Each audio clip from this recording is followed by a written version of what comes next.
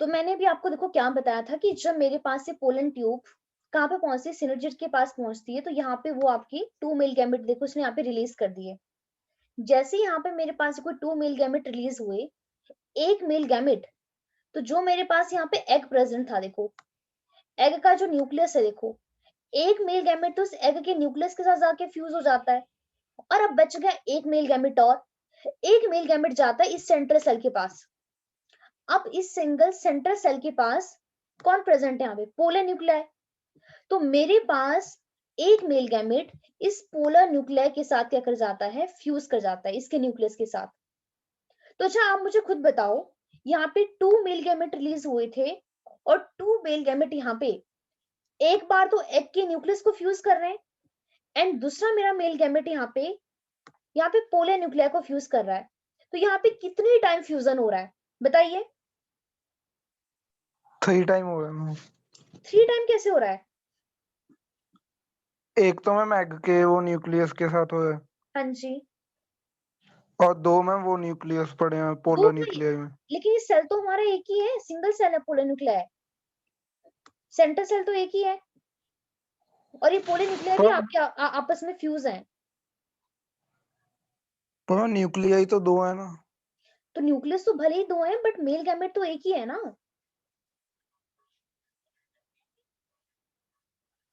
आपका male gamete तो 2 ही है ना, कोई एक मेल गैमेट तो आपका इसके साथ फ्यूज हो गया, दूसरा वाला मेल गैमेट आपका पोलर न्यूक्लियाई के साथ फ्यूज हो रहा है।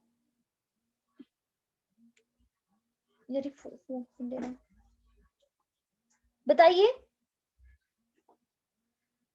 आवाज आ रही है मंजूत?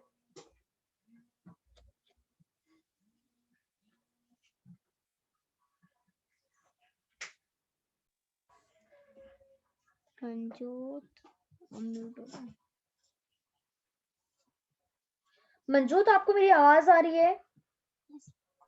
हाँ जी मैम अब आई। तो मैंने आपको ये कहा कि यहाँ पे 2 टाइम फ्यूजन नहीं हो रहा है, मेल गैमेट तो आपके 2 ही है ना, 3 थोड़ा है। हाँ जी मैम। तो यहाँ पे कितने टाइम फ्यूजन हो रहा है, 2 टाइम फ्यूजन हो रहा है। एंड फ्यूजन के लिए हम क्या वर्ड यूज करते हैं, फर्टिलाइजेशन। हाँ जी मैम। तो यहाँ पे 2 फर्टिलाइजेशन हो रही है, इसीलिए इसे हम कहते हैं डबल फर्टिलाइजेशन। डबल मतलब 2 टाइम फर्टिलाइजेशन हो रही है, ठीक है। तो इसीलिए हम कहते हैं डबल फर्टिलाइजेशन। किसका इंपॉर्टेंट करेक्टर है, एंजियोस्पर्म का। ऐसे प्लांट जो फ्लावर बियर करते हैं उसमें क्या होती है, डबल डबल टाइम फर्टिलाइजेशन हो रही है। तो मेरे पास यहाँ पे जो डी और ई डायग्राम है ये हमें यही बता रहे हैं। देखो देखो डी डायग्राम देखो क्या बता रहा है, एनलार्ज व्यू है किसका, एग एपरेटस का। इसी को ही एग एपरेटस बोलते हैं, सिनर्जिड और आपका एग को। जो क्या चीज शो कर रहा है, entry of the pollen tube into a synergid. तो मेरे पास जो पोलन ट्यूब है उसकी एंट्री कहाँ पे हो रही है, सिनर्जिड में हो रही है।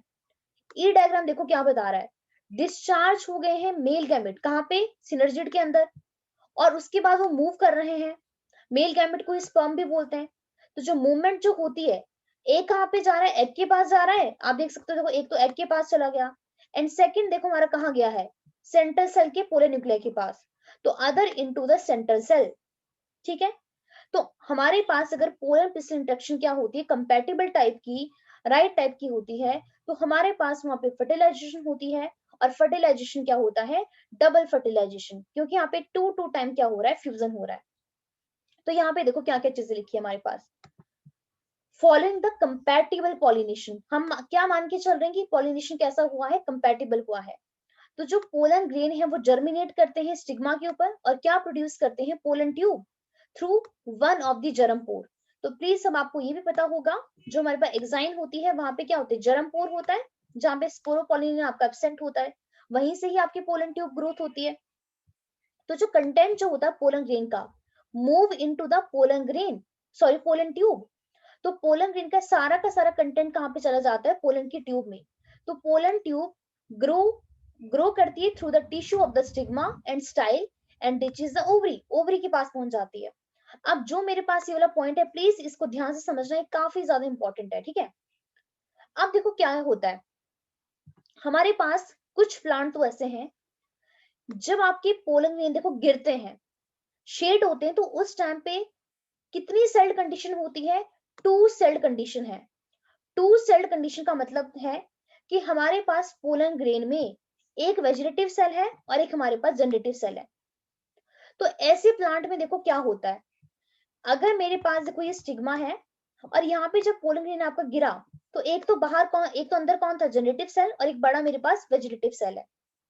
इसके बाद देखो जब पोलन ग्रेन यहाँ पे गिर गया, उसके बाद क्या होता है? जो मेरे पास इस सेंटर में कौन प्रेजेंट है? Generative cell. ये आपका डिवाइड करता है, और डिवाइड करने के बाद यहाँ पे क्या चीज फॉर्म करता है? 2 मेल गैमेट फॉर्म करता है। लेकिन कब कर रहा है? जब मेरा ये पोलन ग्रेन यहाँ पे पोलन ट्यूब की ग्रोथ कर रहा है। तो पोलन ट्यूब की ग्रोथ करते टाइम ही मेरा जनरेटिव सेल यहाँ पे डिवाइड करता है और यहाँ पे 2 सेल की फॉर्मेशन करता है। पहला पॉइंट देखो ये है, क्या है? In such plant the generative cell divide and form 2 male gamete. अब वो 2 मेल गैमेट कब बना रहे हैं? During the growth of pollen tube in the stigma. जब मेरे पास यहाँ पे पोलन ट्यूब की ग्रोथ हो रही है, पोलन ट्यूब की ग्रोथ कौन करवा रहा है? ये बाहर वाला सेल, वेजिटेटिव सेल, जो बड़ा वाला है।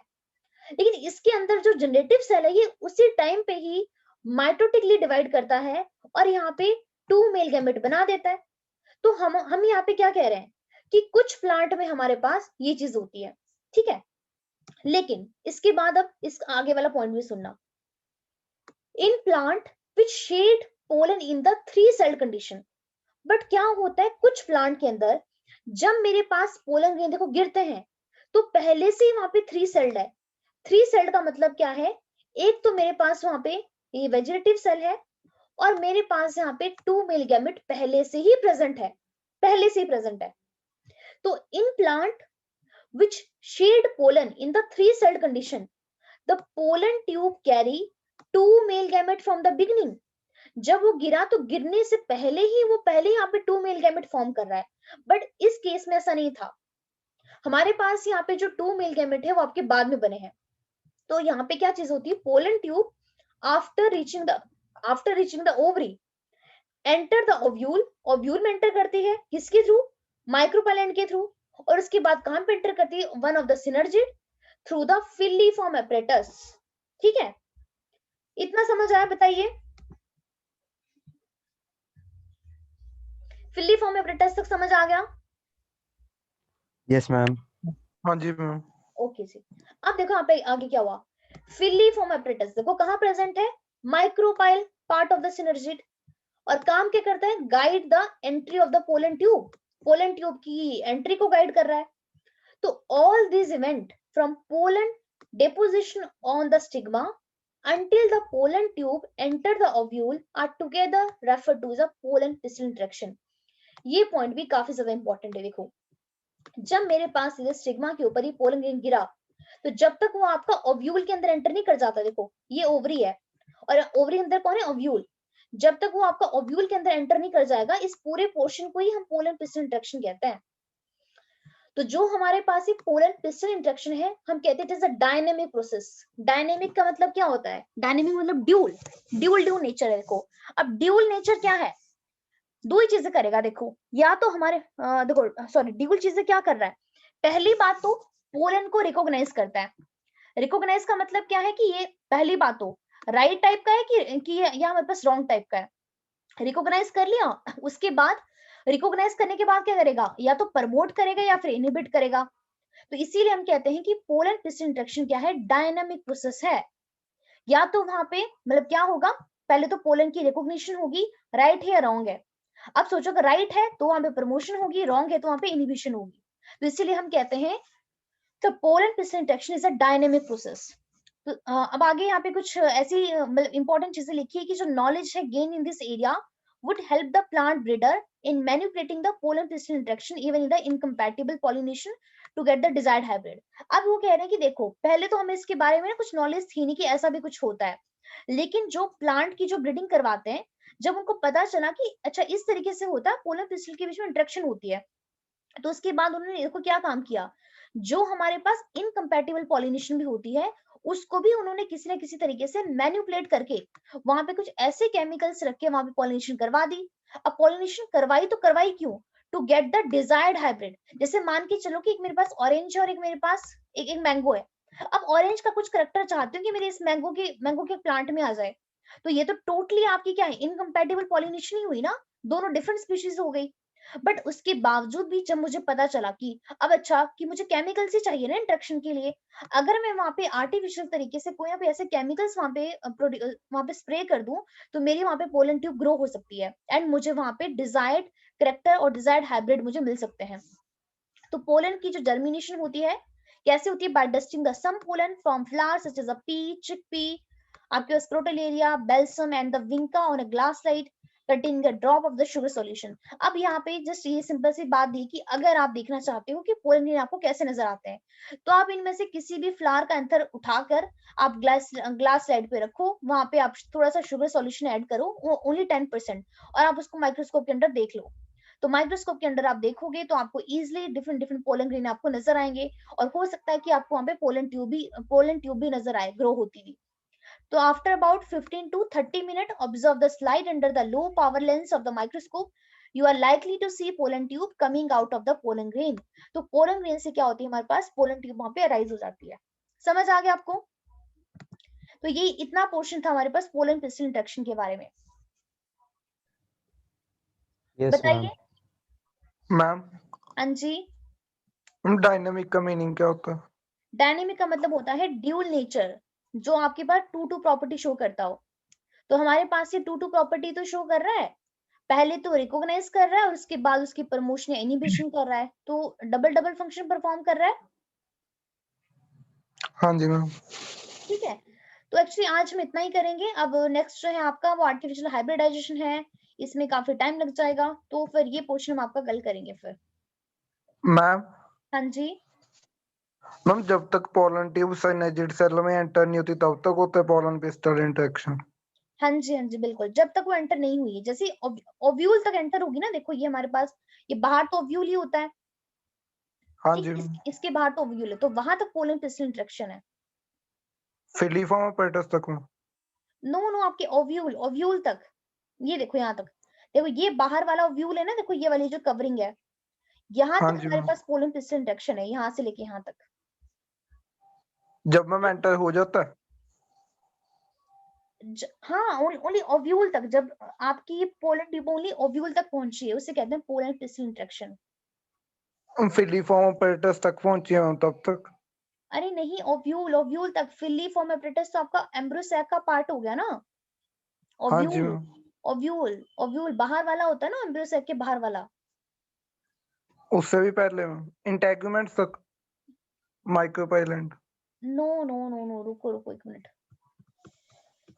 रुक जाओ एक मिनट, पीछे जाती हूँ थोड़ा सा।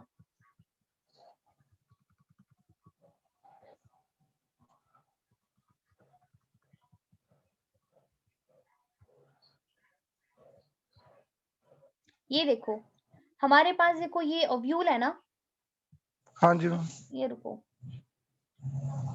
वो डायग्राम कहाँ गया हमारे पास? वेट, हाँ ये वाला डायग्राम देखो, देखो ये एम्ब्रोसैक है और ये हाँ जी बाहर मैम। सारा ओव्यूल है। तो देखो अगर जब मेरे पास यहाँ तक वो पहुंची माइक्रोपाइल एंड से इस तक, यहाँ तक, तो यहाँ तक ओके हमारे मैम। पास जो ये पोर्शन है, ये पोलन पिस्टल इंटरेक्शन है। एम्ब्रोसैक तो अंदर होता है ना ओव्यूल के हाँ जी अंदर, मैम। तो यहाँ तक हमारे पास ये पोलन पिस्टल इंटरेक्शन का पार्ट है। ठीक तो है, माइक्रोपाइलेंट तक कहीं कहेंगे। हाँ जी बिल्कुल, ये वाली आप ये कह सकते हो कि इंटेग्यू, हाँ जो आपकी कवरिंग है, जब इसको टच कर दे यहाँ पे न्यू सेलिस वाली कवरिंग को। Okay ma'am. ठीक है, तो आज इतना ही करेंगे, तो प्लीज आप इसको अच्छे से पढ़ लेना, बाकी पोर्शन आपका कल करेंगे फिर। आज वेंसडे है, कल थर्सडे, क्योंकि शायद फिर आपकी ना परसों क्लास होगी नहीं, तो फिर इसलिए आपकी कल ही क्लास रख लेंगे। फिर कल आपकी फिजिक्स की क्लास भी होती है, हाँ जी मैम। तो आपकी कितनी 5 बजे खत्म होती है? हाँ जी मैम। तो ठीक है, फिर कल आपकी क्लास ना 5:30 होगी फिर। ठीक है, हाँ जी मैम। चलो ठीक है फिर, बाय बाय। हाँ जी बोलिए। मैम अगर मैं ना हूँ मैम कॉल कर देना मैम मुझे, मैं भूल जाता हूँ। चलो ठीक है, हाँ जी कोई बात नहीं, मैं बता दूंगी आपको। Okay ma'am. ओके चलो फिर bye bye. Bye ma'am. Thank you, ma'am. Okay जी welcome, bye bye. Thank you ma'am. Okay जी वेलकम।